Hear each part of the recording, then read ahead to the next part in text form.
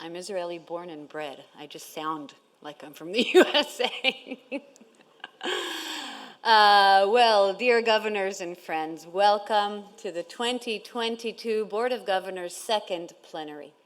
First on our agenda today are committee reports and resolutions. Our new chairwoman, Dafna Meitar-Nechmad, is rolling up her sleeves to reinvigorate the Board of Governors committees. She has created a new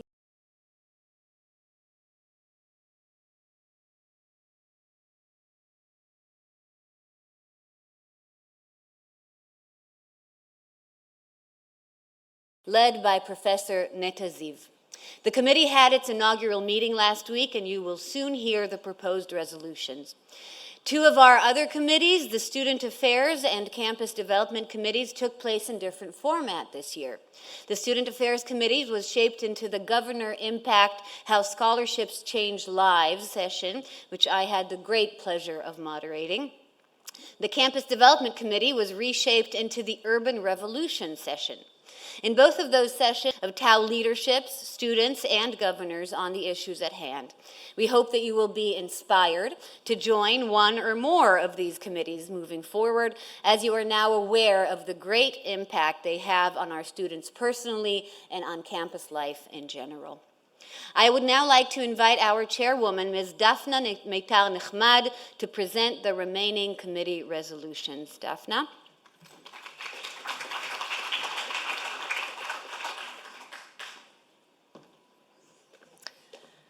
Good morning. You were all sent the proposed resolutions on Friday afternoon, so we will not run through them in detail now. First, I would like to invite Ms. Yafa Tagaine, our new co-chair of the new Equity and Diversity Committee, to read the committee's proposed resolutions. The other new co-chair is Professor Netaziv, TAU's Equity and Diversity Commissioner. Yafa, please.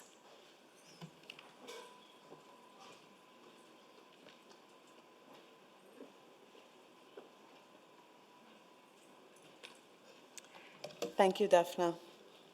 First, the committee would like to congratulate the university and particularly the president on the establishment of the new Equity and Diversity Commission headed by the Commissioner, Professor Netaziv. The commission coordinates equity and diversity activities relating to everyone on campus: women, Arabs, first-generation university students, people with disabilities, Mizrahi Jews, the LGBTQ community, the Ethiopian community, ultra-Orthodox, and more. Second, the committee would like to congratulate the university and particularly the chairwoman on the establishment of this committee. Third, the committee applauds the university's professionalism and its dedication to equity, diversity, and inclusion among the academic staff, the administrative staff, and the students. Fourth, the committee supports the Commission's role to set clear policy on equity and diversity, initiate, promote, and streamline all campus activities aimed at diversification, monitor and evaluate existing activities, and support academic and administrative units to achieve this goal.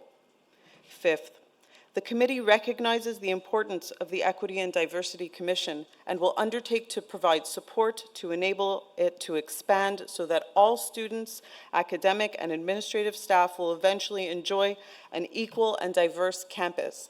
Thank you very much. Thank you, Yafa, and good luck in your new role. I would like to invite Mr. Neri Azogi, Deputy Director General of Finance, to give the Finance Committee report and the Funds and Trust Committee report.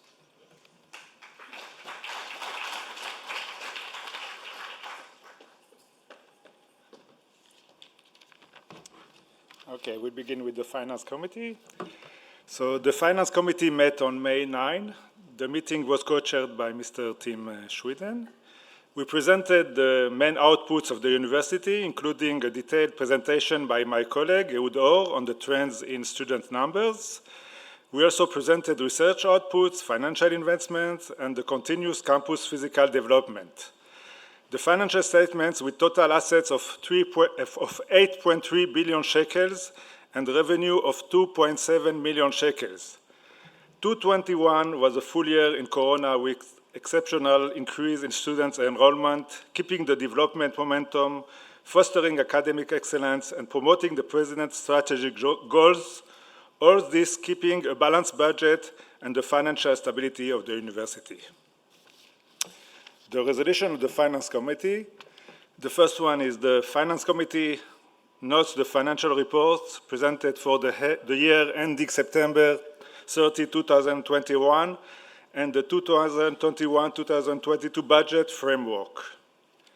The Finance Committee calls upon the PBC to continue to update its financial models as well as to increase resources for the recruitment of senior academic faculty and the development of university infrastructures, and to provide sufficient designated funds for budgetary pension payments. This is for the Finance Committee. And from this, I will move to the Fund and Trust Committee.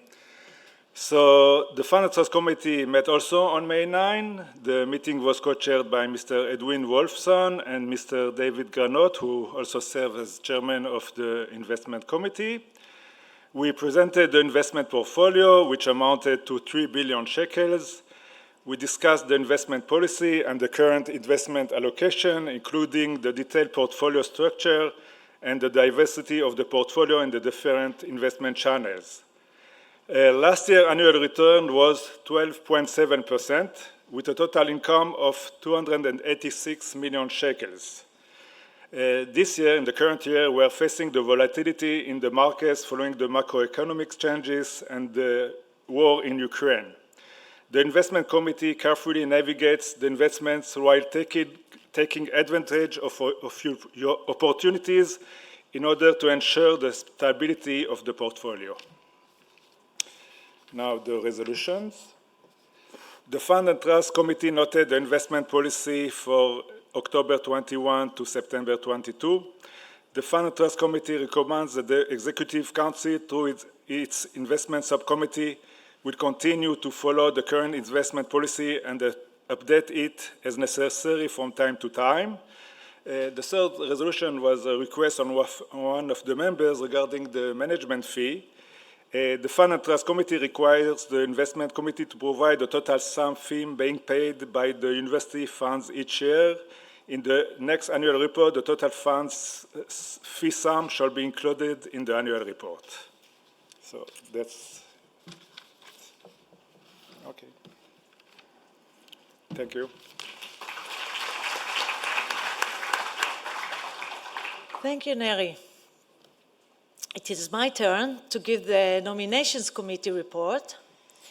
As you have seen from the email on Friday afternoon, the Nominations Committee recommends the committee co-chairs and committee members, as well as recommending a change in the status of certain governors, new governors, and some being recommended to become honorary members, and some being recommended to be released.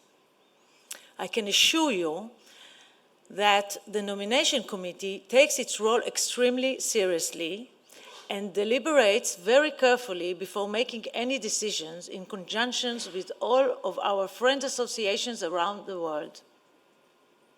Finally, the Steering Committee report. Most important part of the Steering Committee is the date of our next Board of Governors meeting, which is Wednesday, May 17th to Monday, May 22nd, 2023. Put it in your diary. I would like to propose a motion in favor of accepting all committees' resolutions. Would someone like to move the motion? Okay, thank you. Would someone like to second it? Second, thank you. The 2022 Board of Governors Committee resolutions are ratified.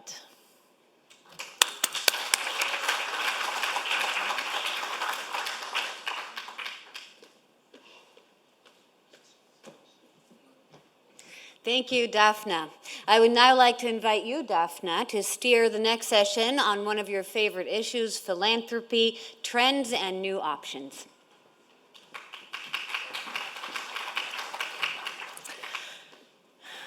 Charity, or tzedakah, The immediate help to those in dire need is a fundamental form of giving in Jewish faith, culture, and as well as in Islam and Christianity. But the term philanthropy is less clear as to its meaning. Originally, in Greek, it meant love of humankind, the opposite of misanthropy. Today, though, it makes some people uneasy. This is because, over the centuries, philanthropists have been associated with quite a number of negative notions: power relations, privilege, hidden agendas. Only 2 weeks ago, Israeli philanthropy received another dose of negative publicity in the press when a well-known social entrepreneur said that the country's newly wealthy are stingy and arrogant. She explained that even though they speak of values and ideologies, they are far busier oppressing charities with their business standards than they are contributing needing funds. Others in Israel accuse the older generation of Israeli philanthropists of making their fortune from public resources and tax evasions. No wonder that many donors, at least in Israel, do not speak of their social contribution with pride. And that's regrettable because from charity to social investment, philanthropy aims for positive impact. It's true, philanthropy is also a complex, multi-layered social and economic phenomenon with a vast range of manifestations and applications.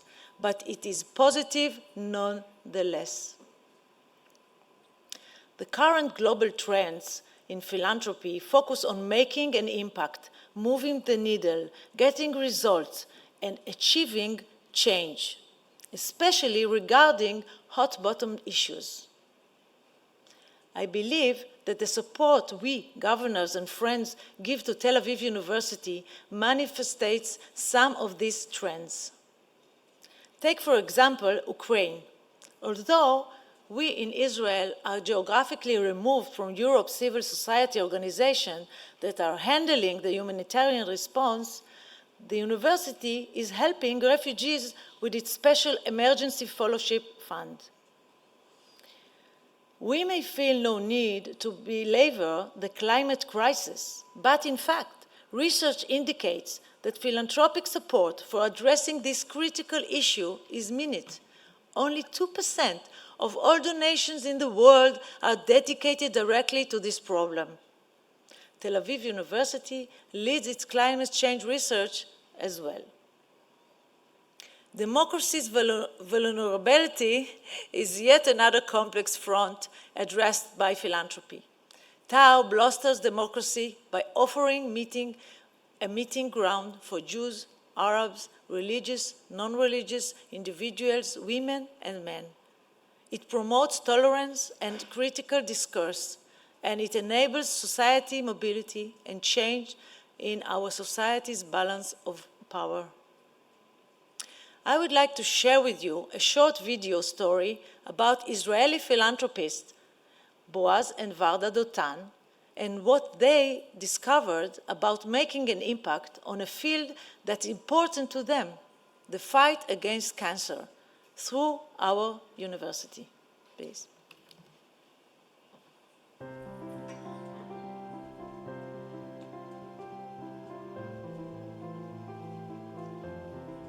לפני 30 שנה הבן שלנו אובחן עם סוג של לוקמיה. במשך 3 שנים הוא עבר טיפולים שבסופן הוא נרפא. כשמצבנו הגיע לשלב שאנחנו יכולים לתרום, אז היה לשנינו מובן מאליו שאנחנו נתרום בתחום הבריאות. כשהתחלנו את התרומות, נתן לנו השקפת עולם שהיום אנחנו חושבים שהיא מוטעית, שאנחנו צריכים לתרום למחשוב, לבינוי, למלגות. לקח לנו בערך 10 שנים עד שהבנו שהמחקר הוא נדבך מאוד חשוב. ונראה לי שהמחקר הזה יכול לשנות את החיים לאנשים בעתיד.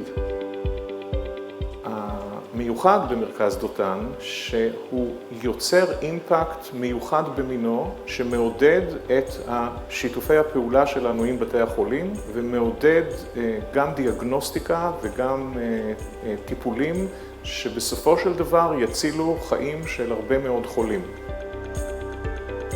מרכז כזה הוא סוג של אקסלרטור. לפני שהמרכז קם, הייתה אולי כף יד אחת של חוקרים, שהעיסוק העיקרי שלהם היה במחלות ממאירות בסרטן דם ולימפה.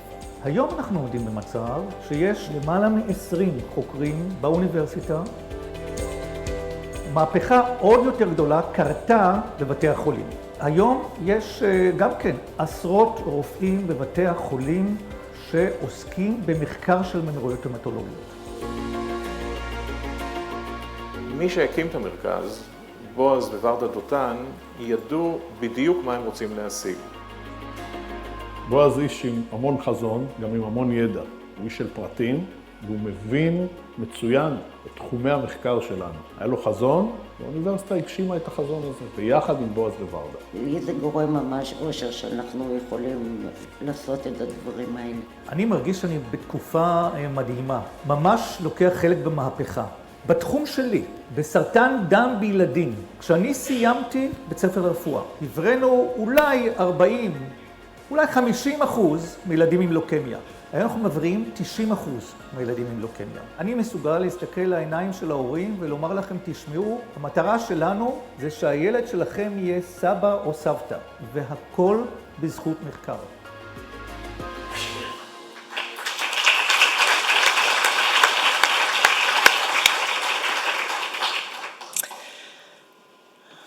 That's emotional.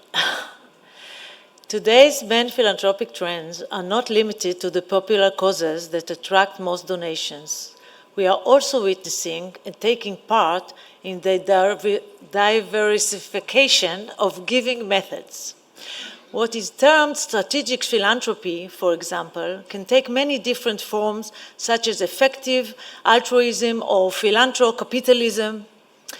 Especially, it tries to apply processes from the business world, such as strategic planning and performance indicators, to the social arena.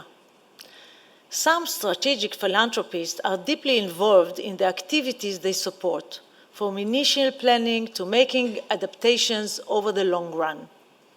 We could also consider the trust-based philanthropy, represented by Mackenzie Scott, as strategic. It seems that she invests a careful due diligence process before supporting her chosen organizations with large and unconditional gifts. In addition to these giving methods, we should always remember to support the indirect cost or overheads of organizations, from rent through electricity bills to staff training. So far, I mentioned a few approaches that apply business insight to improving philanthropy. However, philanthropy can work conversely, impacting upon and improving the business sector itself. For some years now, we've seen market investment approaches that take social goals into account, often based on the criteria of the UN Sustainable Development Goals. Investors seek to combine financial profits with social and environmental value. Our university also enjoys these positive developments, for example, through Ramot, Tao's technology transfer company. Ramot commercializes the intellectual property generated by academic research on campus, making it available to industry for producing beneficial products and services for the public, while also generating income for the university, which in turn support further research. This is an illuminating example of the intersecting connection between philanthropic support, social benefits, and generating sources of income to ensure our organization's sustainability. With regard to technology, we must also look to the not-too-distant future. Philanthropy is already being conducted with cryptocurrencies, and soon we will see it increasingly implemented in the metaverse. These are developments that we at Tau must address. We must see how we can tap into these new opportunities in both research and in funding activities. Understanding these trends, forms and roles of the philanthropy is truly important for achieving a smooth integration of philanthropic tools into socio-economic policy and for professionalizing and promoting this sector in Israel. This is why several Israeli philanthropists and I established the Institute for Law and Philanthropy at Tel Aviv University. Through rigorous research, the Institute has mapped out the scope, means, and sources of giving to Israeli non-profits. It has shed light on the strengths and weaknesses of foundations in Israel, and it has spotlighted some needed regulatory change to encourage philanthropic giving in Israel. These examples and future work of the Institute will champion effective philanthropy, and I am proud that our university has enabled this groundbreaking work. Now, please join me in welcoming Galia Fait, the Institute Executive Director, and Jeremy Kohler, British financier and philanthropist, for a conversation.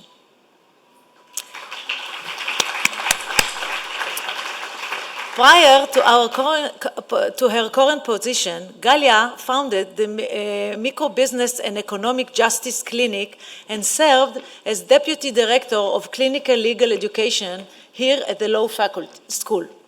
In the past years, her research focuses on mapping giving trends in Israel, on the blurring boundaries of philanthropy, and on ethos and ethics in government-philanthropy relations. Jeremy is the founder, Chief Investment Officer, and Chairman of Kohler Capital, a supporter of venture and business education, as well as animal rights.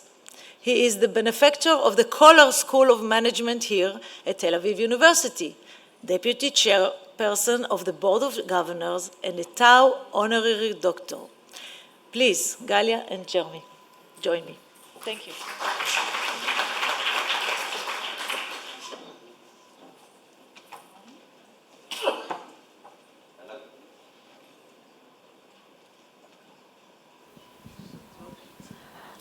Is it working? Yeah, okay. Good afternoon. Thank you, Dafna, for a thought-provoking speech. We are very limited in time, so we're going to dive into a conversation about philanthropy and its impact and how to create impact within Tel Aviv University. I'm happy to propose the first question for Jeremy, but I will need your comments as well. So, Jeremy, will you share with us what is the leading parameter that motivated you to give in Tel Aviv University? Sure, but first can I say thank you, Dafna. I learned something. I'm a misanthrope. Seriously, so I'm starting from a very selfish basis. And so the reason I started giving to Tel Aviv University was that it was by accident, actually, because I was giving to the UK at the London Business School. There was the Cohn Institute of Private Equity there. The professor happened to be Israeli that was leading it, and he called me one day, very apologetic, saying he's very sorry that he's going to leave the institute because he wants to see more of his grandchildren in Israel. And he was expecting me to be really upset with him and pissed off, etc. And what I said to him was, fantastic, when are we starting the Kohler Institute of Venture at Tel Aviv University?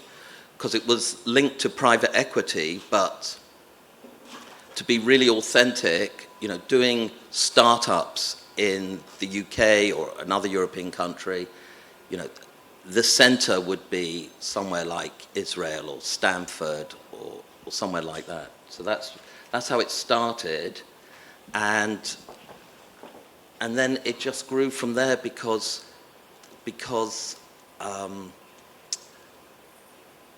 so 10 years ago, about 10 years ago, I decided that, I don't know if I should say this.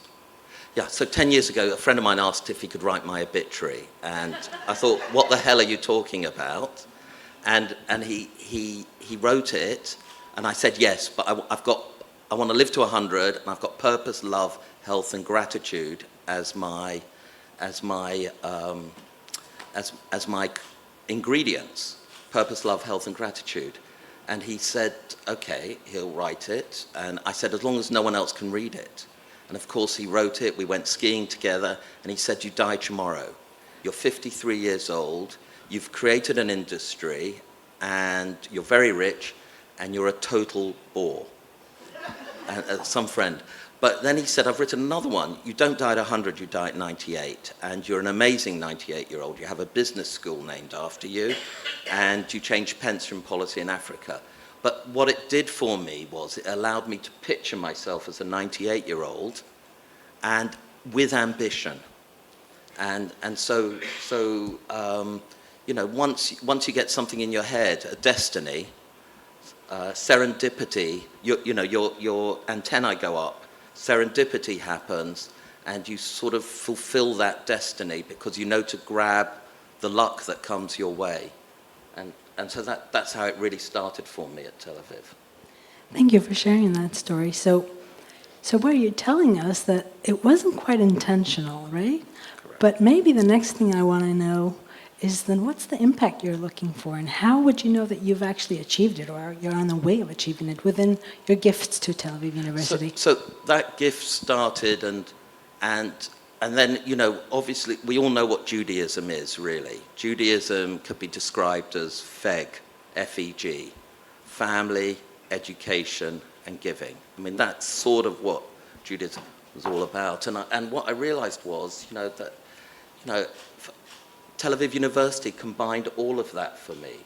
I mean, if you think of family as tribe and education and giving, and Dafna and I were talking, about misanthrope and being selfish. So giving young and participating in it has been very powerful for me and grown with time. And the way I've given young is 10 years ago, I didn't have the money, but I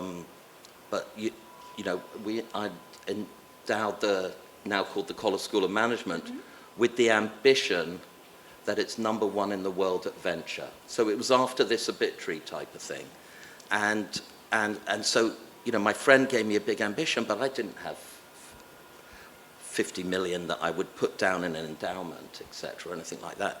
But when you ask yourselves, under what conditions can you be ambitious for the long term?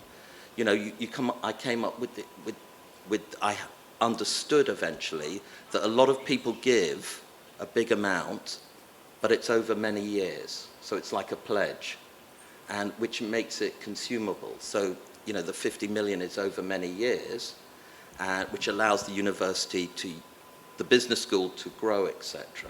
And I can't remember the question. We're looking for the impact that you're looking for in your giving in Tel.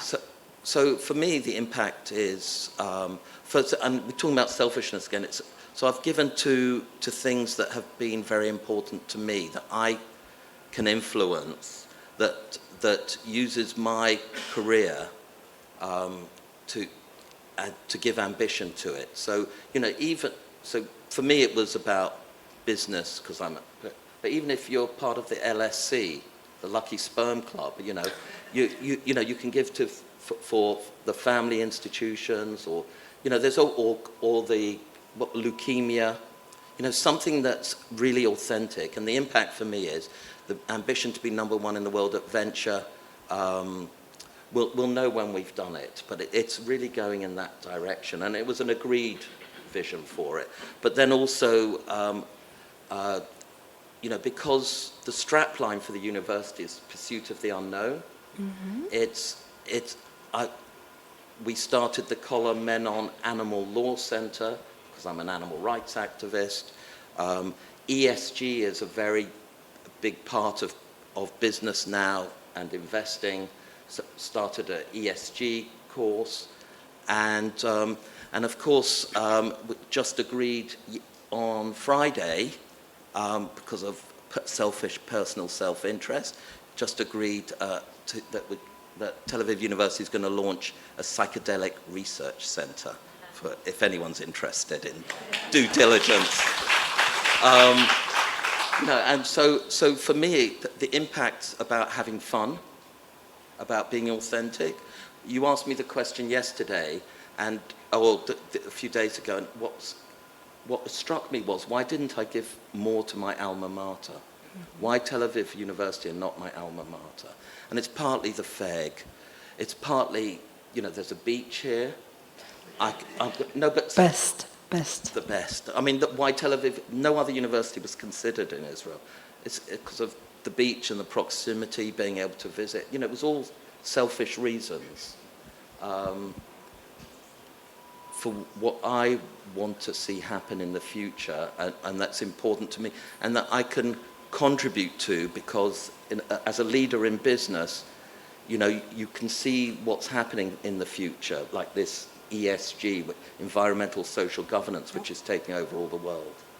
Well, thank you, Jeremy. It seems like you're a risk taker, both in your business and in your philanthropy. I mean, giving young, giving in installments, and expecting for excellent work within Tel Aviv University. I'm sure we're going to pay back on that one. How about telling us a little bit about the alignment between the values, right, in your business and in your philanthropy? So the alignment is, again, it's about doing something that's authentic to ourselves. So, for instance, the column Men on Animal Law Center is about animal rights, etc., and the food we eat. It took an extra year negotiating with the business school because, I didn't, for me personally, factory farmed food, feeding 75 billion animals for 7.9 billion humans doesn't make any sense, and especially, the way we keep them in concentrated animal farms, I'm personally very against. So conditional giving was important. The Psychedelic Research Center was, I had a therapist using it in 2019.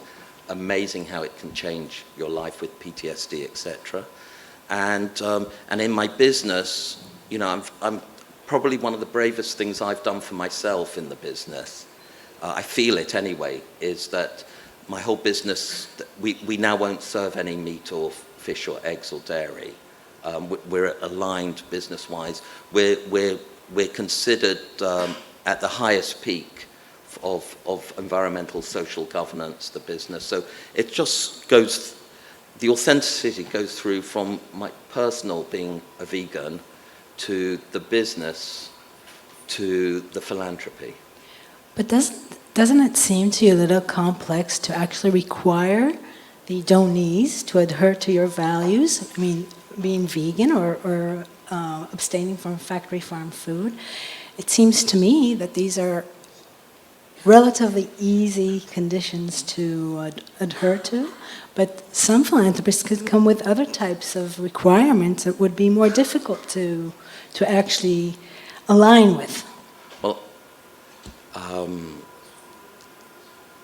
it's got to fit within the construct of the university. It's not about telling people. It's all a negotiation. So there are. Can I say something? Yeah. When we started the Law and Philanthropy Institute, it was an initiative of several private Israeli philanthropists.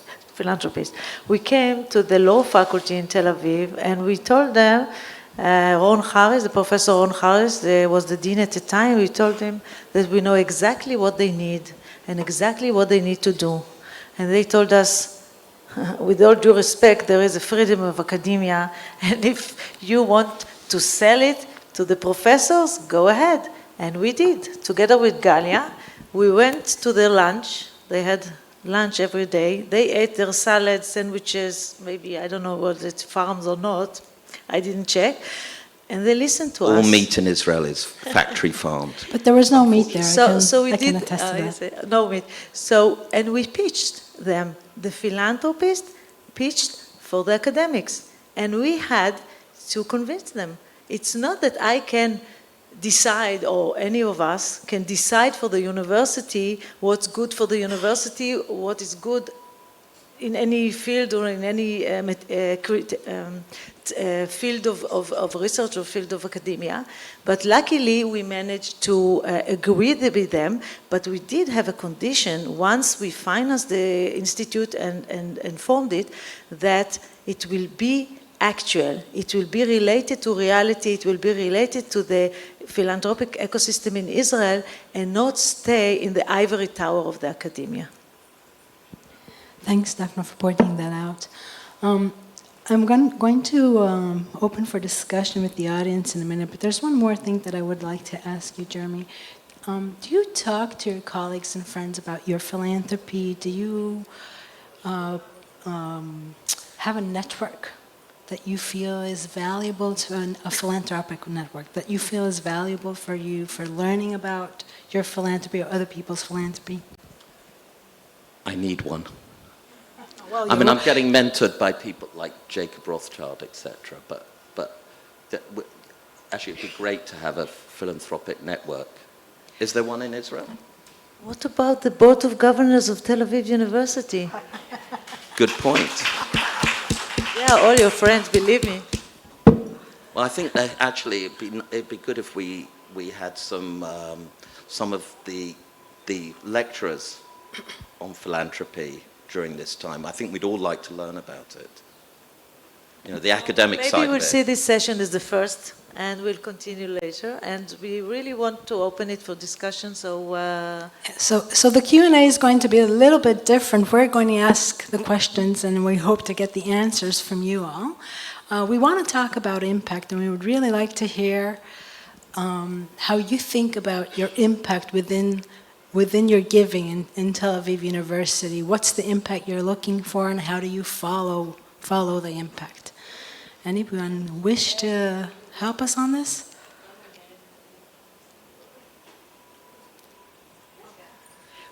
Please introduce yourself. Yes. Thank you. My name is Tamir Gilat, and I was studying here at the Tel Aviv University back at 1983 at the Faculty of Law. And I was at the same time the goalkeeper of Maccabi Tel Aviv, so until today I think I'm the only football or soccer player that played professionally in the first division and studied law at Tel Aviv University. Since the very first day I realized that giving back to Tel Aviv University will be part of my destiny. I didn't understand yet how it will develop, but 2 years later, I lost my father to cancer. I was 23, he was 51. And I think since the first year, after he gone, I started to donate small money. I think Dafna Cohen-Mintz is here. She was the head of the Friends of the Tel Aviv University many years ago, and I started with small donations for the name of my father, in honor of my father. Then I joined in the age, I think, of 28. I was the youngest member of the management of the Friends of Tel Aviv University. Today I'm 60 and I'm still the youngest one. Anyway, but life changed. I was a successful lawyer, and then I went to the Kellogg-Recanati Executive MBA program. But at February 2011, I received my death sentence. I was diagnosed with 2 types of cancer, pancreatic cancer and kidney cancer. My life expectancy was 3 to 6 months. I went through a very complicated Whipple surgery and a lumpectomy of my left kidney, and I started chemo, and after 2 months, the metastases came back to my liver, and my doctor told me there were no more options. No more options. No more treatment options. The next morning, she calls me and tells me about an experimental trial that might have my life expectancy, extent of my life expectancy for additional few months because I was found as a BRCA, BRCA gene carrier. So there was an experimental trial for 400 patients, most of them women with ovarian cancer and breast cancer, and about 10% of them were with pancreatic cancer. So we were 400 people in the world, and this experimental trial was managed from Israel, from Sheba Hospital, that is affiliated to the Tel Aviv University. And every month you came to the hospital to get your death sentence. If you pass the test, you're getting the pills for the next month. If not, you go to the hospice. After 13 months, they told me the experiment is finished. And I asked why. I'm still okay. I'm still passing the test. I still can get my pills. I said, yes, but the pharmaceutical company decided that it's finished. And then I looked at the lady there, and I told her, it's finished because everybody else has died? And she said, yes, you are the last one.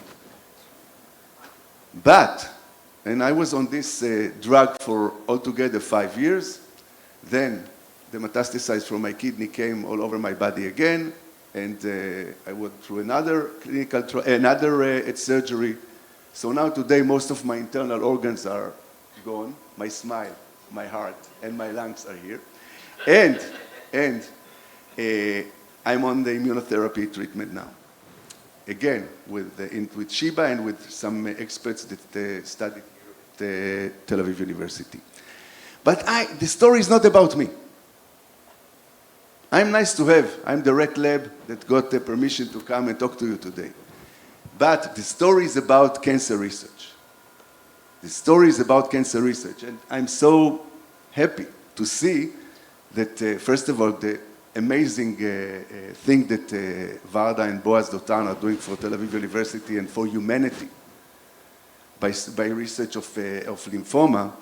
But if you saw Professor Dan Peer, and if you saw Professor Israeli in the movie, and Dan Peer was here, of course that both of them are awardees of the Israel Cancer Research Fund that I am the chair of. The Israel Cancer Research Fund is the fund that actually financing philanthropically all the cancer research in Israel. And we have even no offices. We are all volunteers, and all the money that we collect goes directly to the research in Israel. And until today, Tel Aviv University has received from us more than $10 million during the years. And when you talk about goals, I never realized what will happen with my life. It got such a tremendous change. And actually my life was taken away. My business, my everything. My business was abroad, and in one day, everything finished.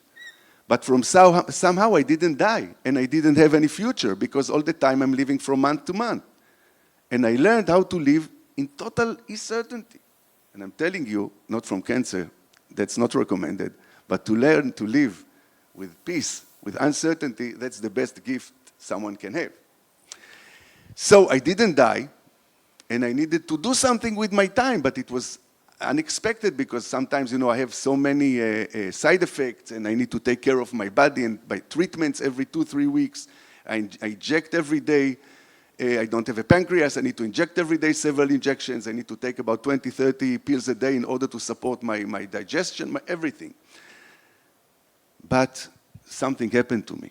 And you spoke about your 5 guidance. And 2 years ago, I had my TED Talk. And I needed to, as you can see, I can speak forever.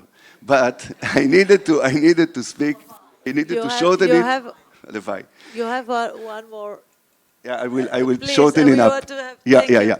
So the bottom line is, that people ask me, what's my secret? How come I live 11 years and 3 months with almost no internal organs and with metastasizing in my body in this very moment? And I went to write this TED Talk, and I said 3 things. The 3 TGs. T is Tamir. The G's are goals, giving, and gratitude.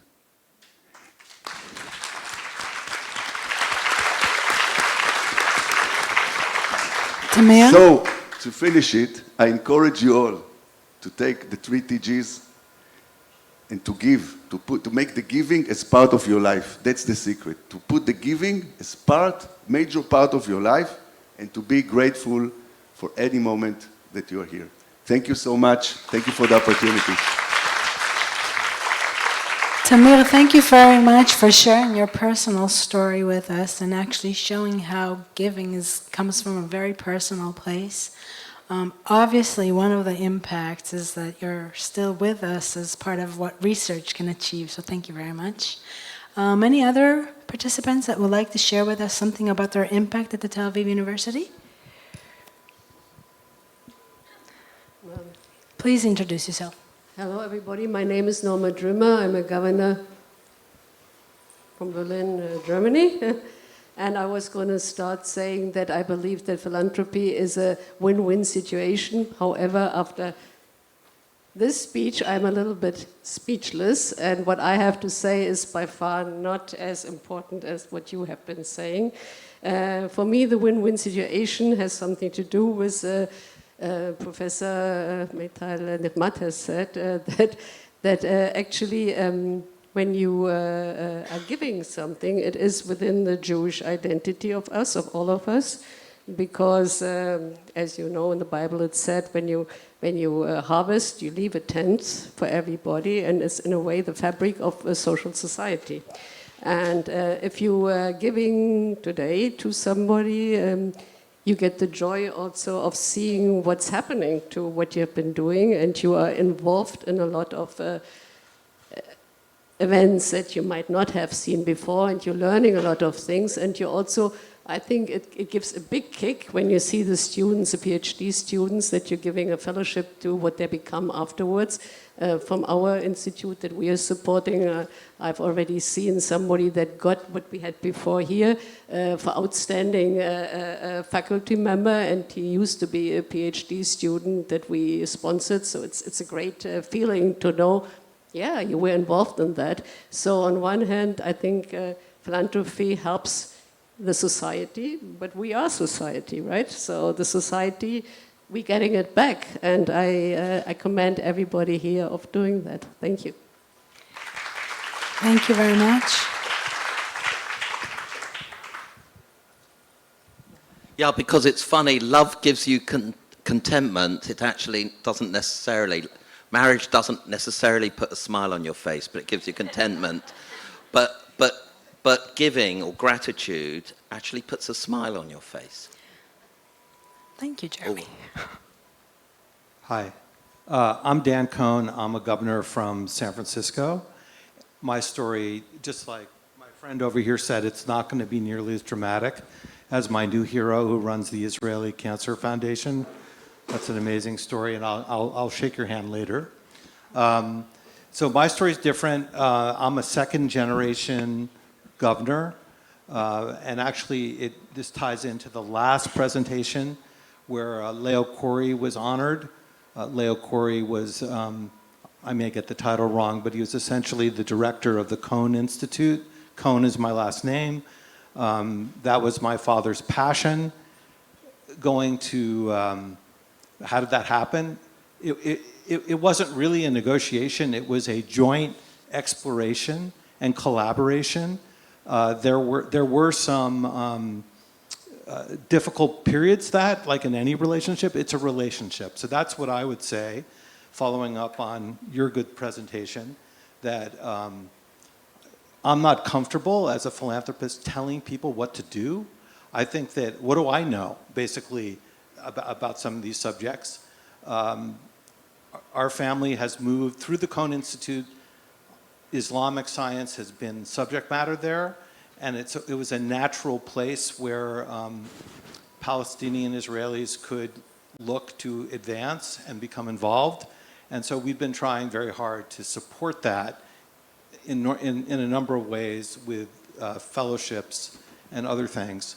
But we haven't established quotas or required production because it's a very complicated issue and there's a lot of nuance. And we've decided just to be as supportive as we can without being demanding. And that dialogue and communication is going to continue. And one other thing I can say, that kind of dialogue and communication requires getting to Israel. During the 2 years of COVID, it was very, very hard for me to get my arms around exactly what was going on and to have influence and participate in the same way as I have been participating this week. So thank you for listening. And here you go. Thank you for sharing, Dan. One last participant. Thank you.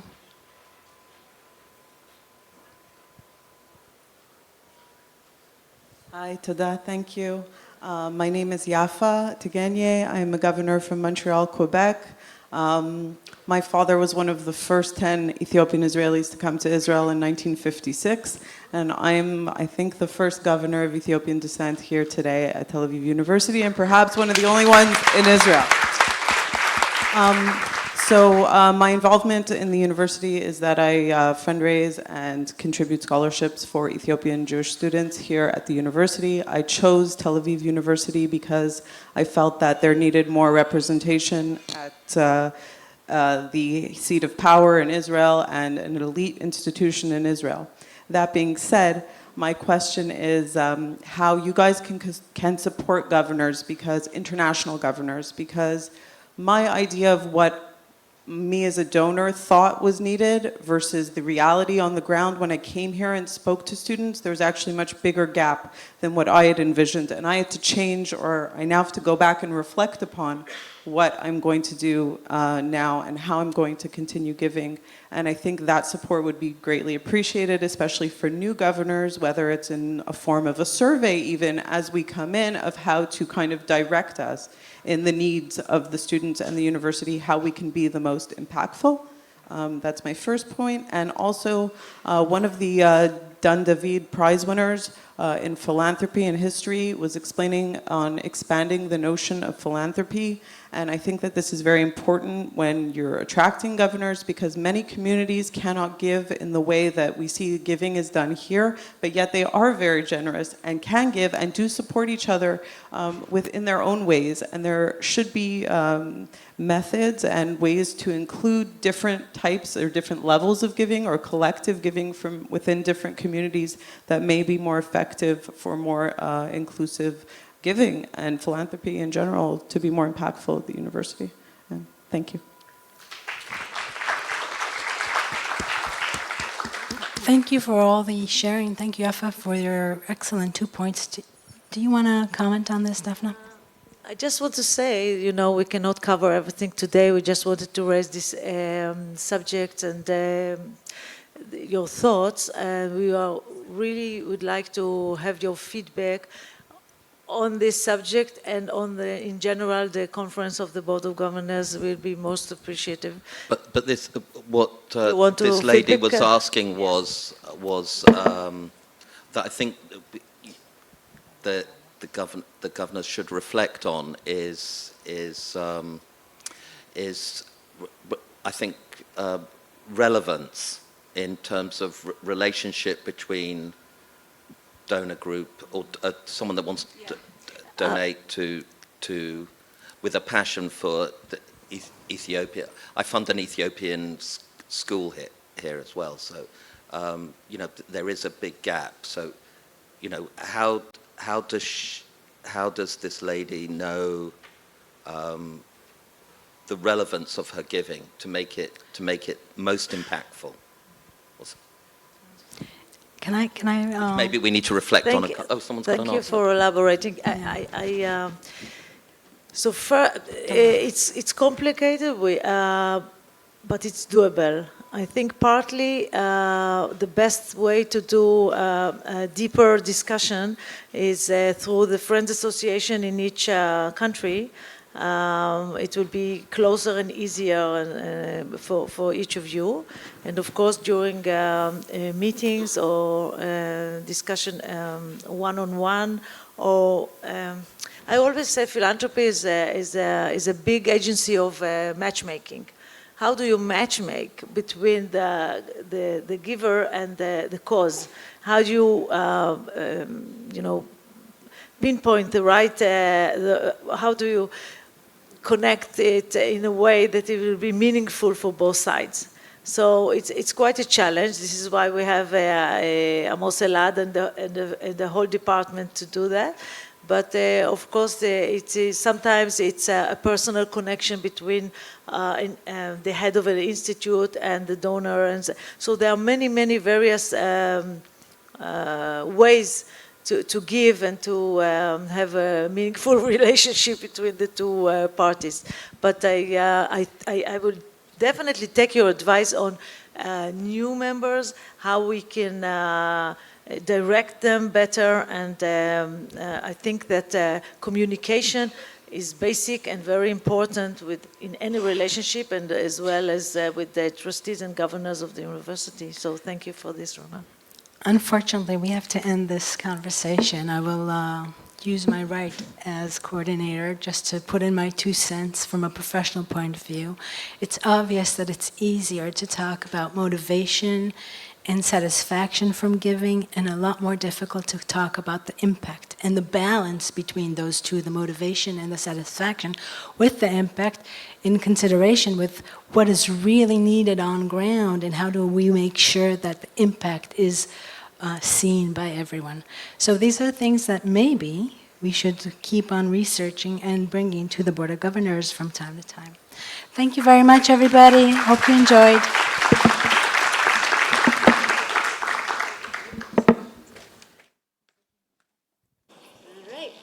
Thank you, Dafna, and thank you for this fascinating panel.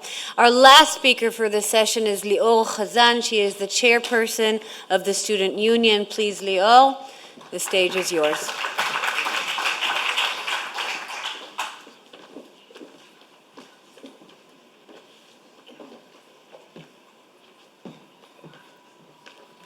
Dear Governors, my name is Lior Hazan, and I am the Chairwoman of the Student Union at Tel Aviv University. I had a wonderful opportunity to speak to you at the beginning of the academic year, and today I would like to update and inform you on the status of the students in Tel Aviv University. The coronavirus that was very present in the past couple of years did not leave us during this academic year. The students had to readjust to life alongside many challenges in our changing world. Returning to campus after a long time away was our chance to rebuild our connections, friendships, and academic skills. We were thrilled to come back to campus and study together. Traditional classes were improved thanks to innovative solutions that proved efficient during the pandemic and were adopted permanently.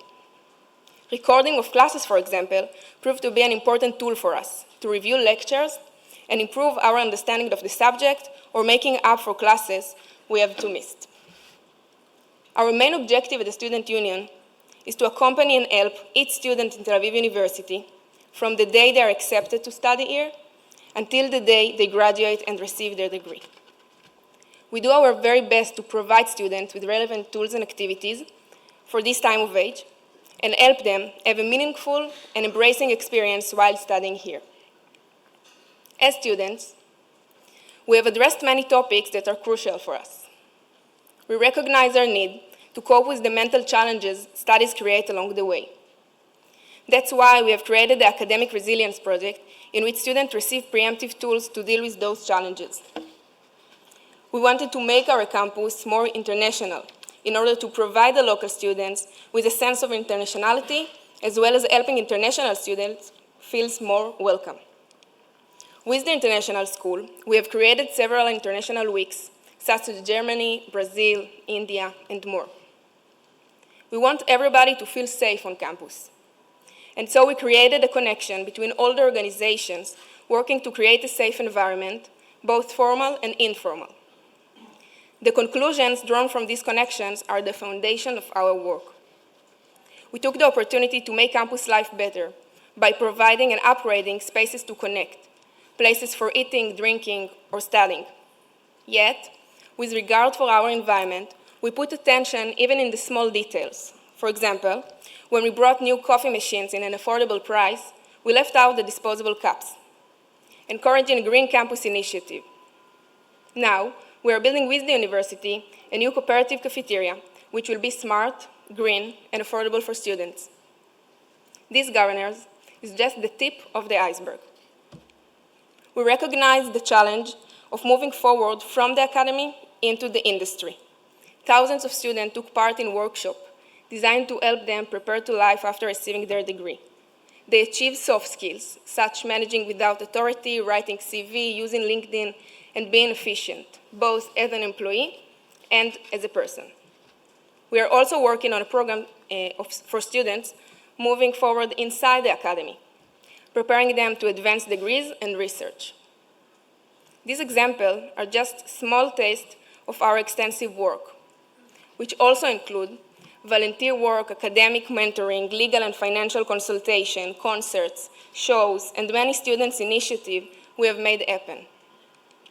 Those are all important opportunities to reconnect with each other, chances to meet each other in person, talk to one another, study together, think together.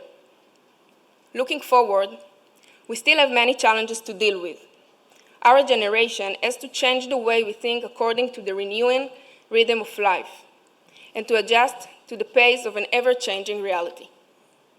We plan our life accordingly, combine it with our desire to learn and ambition to succeed. And still, we must always remember to think about giving back, about the impact we leave in this world. Thank you.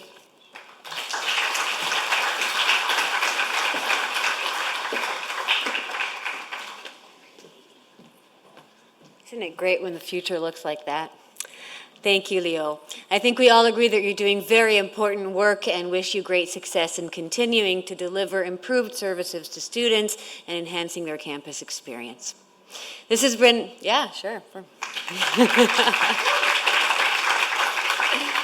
This has been a great conversation this morning, and with that, we have arrived at the close of the second plenary. This afternoon, we will be inaugurating the fabulous Koret Center for Jewish Civilization at 2 p.m., right here after lunch. And at 5 p.m., we will be inaugurating the beautiful Puran and Parziv Isaac Nazarian building in the building right on the other side of the administration building. We hope that you will join us for both these exciting events. Please also note that the Michel Gelrubin Prize in Architecture will take place at 3 p.m., not at 11:45, because that time has already passed. The venue has not changed, and it will take place in the Yaglim Auditorium. Thank you, each and every one of you, for coming today and last week and sharing Tel Aviv University's celebration. It's been so good reuniting with you after 3 years, and we hope that you are going to go home with a renewed energy and inspiration to support the outstanding research and teaching that takes place here every day. Safe travels back home, and we look forward to seeing you all in Tel Aviv next year. Thank you.